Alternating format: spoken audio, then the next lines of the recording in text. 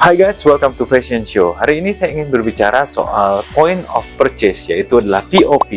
Seperti yang kita sering lihat-lihat di mall-mall, kita berpikir ini apa sih? Hanya kertas dengan berisi tulisan promo. Ternyata dalam dunia retail itu ada namanya, yaitu adalah point of purchase, di mana adalah sebuah teknik display dalam industri retail. Tujuannya apa? Tentu yang pertama adalah menarik perhatian Anda. Jika Anda berjalan di toko atau customer-customer yang berjalan di toko, tujuannya adalah menarik perhatian, dan juga yang kedua adalah tentu meningkatkan penjualan. Dengan fungsinya untuk menarik perhatian, tentu apa sih yang ditonjolkan di sini, yaitu adalah tentu promosi-promosi yang membuat Anda tertarik. Saya ingin sharing tentang dua hal yang harus kita perhatikan dalam membuat POP atau point of purchase. Seperti ini ya guys.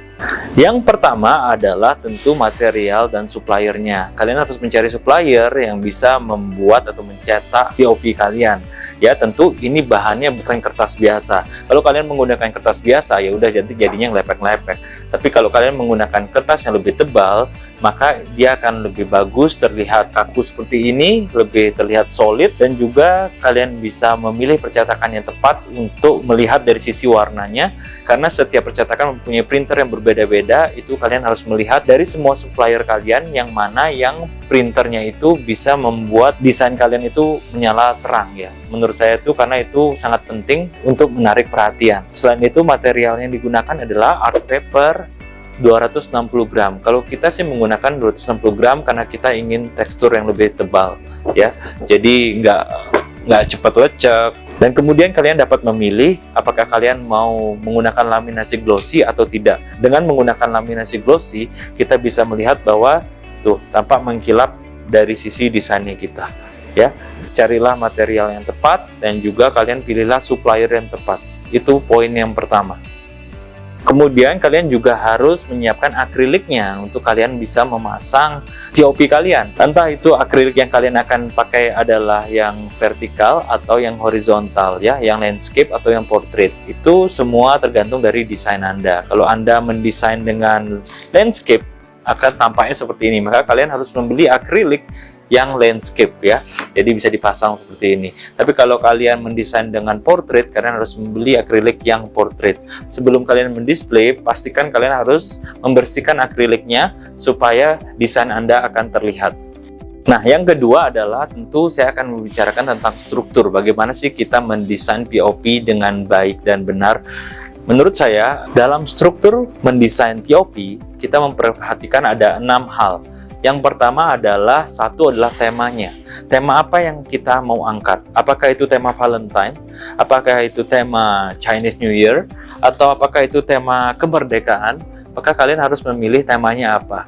Kemudian adalah kalian harus membuat judul kampanyenya apa. Ya, seperti ini. Misal tentang Valentine, temanya, oke, judul kampanyenya adalah Valentine's Day Promo. Ya, atau Independence Day Promo. Ya, atau apapun yang kalian berpikirkan untuk sebuah campaign kalian. Mungkin kalau dalam Halloween kita bisa menggunakan seperti ini, trick or treat. Jadi kalian harus menyiapkan nama dari campaign yang kalian ingin pakai.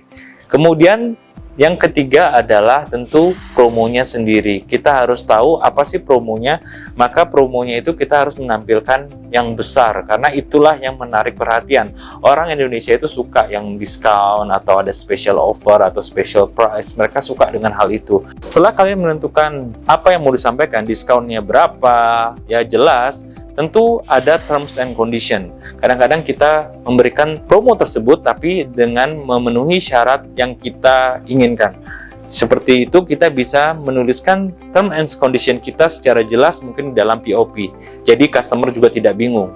Ya, nanti juga customer juga tidak merasa tertipu. Mereka berpikir, oh, ini promo ini secara cuma-cuma di semua produk. Ternyata yang kalian ingin sampaikan adalah promo tersebut hanya untuk beberapa produk saja. Mungkin beberapa produk kecuali new arrival. Maka alangkah baiknya terms and condition itu dituliskan sehingga tidak membuat customer bingung. Contohnya seperti ini. Kita bisa lihat di Valentine's Day promo ini, saya mengharapkan customer untuk mendapatkan promo tersebut, dia harus meng-tag IG kita dan juga dia harus mempromosikan di story-nya. Hal-hal seperti itu kalian harus pikirkan dan dituliskan dalam terms and condition.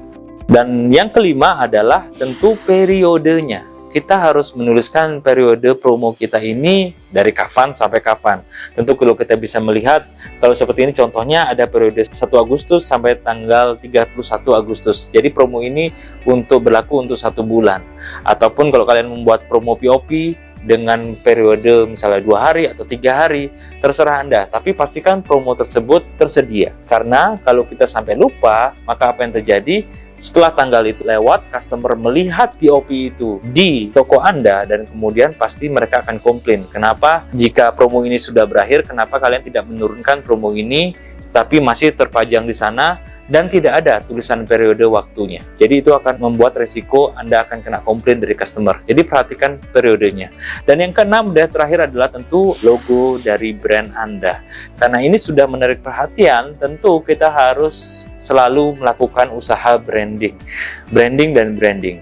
Jadi supaya customer kalian selalu mengenal brand Anda dan selalu mereka memikirkan brand Anda, kalian harus sering-seringlah menunjukkan brand Anda. Kalau seperti ini juga, kalau Anda bekerja sama dengan department store, seperti kita bekerja sama dengan Sogo, maka kita juga harus menaruh logo Sogo di atasnya ini.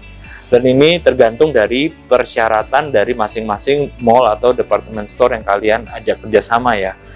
Nah, itulah hal-hal penting yang harus diperhatikan dalam pembuatan POP atau Point of Purchase. Dan saya harap video ini akan membantu Anda juga dalam membuat atau mendesain POP Anda untuk kalian pajang di toko-toko Anda, dan dengan harapan untuk bisa meningkatkan penjualan kalian dan juga untuk menarik banyak pelanggan masuk ke dalam toko kalian dan berbelanja. Semoga ini bermanfaat dan sampai jumpa di episode Fashion Show selanjutnya. Be grateful and take action. Bye-bye.